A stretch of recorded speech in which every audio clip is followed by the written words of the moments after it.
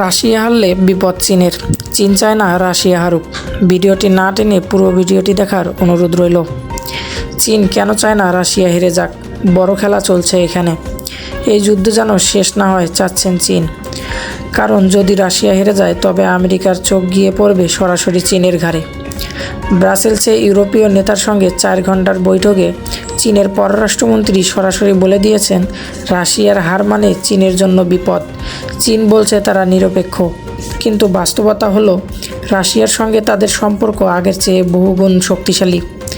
বাণিজ্য, প্রযুক্তি, এমনকি অস্ত্র সবই জড়িত। সম্প্রতি কিয়েভে ধ্বংস হওয়া রুশ ড্রোনে পাওয়া গেছে মেড ইন চায়না চিহ্ন। চীনা নাগরিকদের রাশিয়ার পক্ষে লড়তেও দেখা গেছে। চীন সব অভিযোগ অস্বীকার করেছে, কিন্তু প্রশ্ন রয়ে যায়, চীন কি সত্যিই নিরপেক্ষ নাকি ছায়ায় বসে চালাচ্ছে বড় খেলা?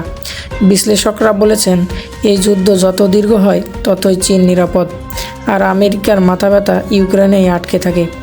ভিডিওটি ভালো লাগলে অবশ্যই কমেন্ট করে জানাবেন।